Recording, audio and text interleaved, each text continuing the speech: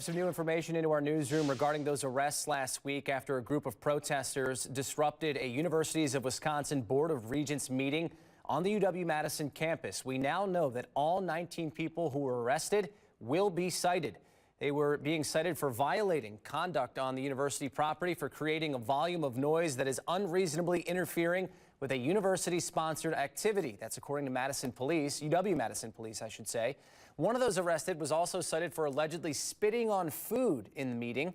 8 of those arrested are affiliated with UW, 2 are UW alumni, and 4 are affiliated with UW-Milwaukee. The 5 others had no ties to UW. UWPD previously reported around 50 protesters interrupted the meeting last week Thursday at Gordon Dining and Event Center. Well, sports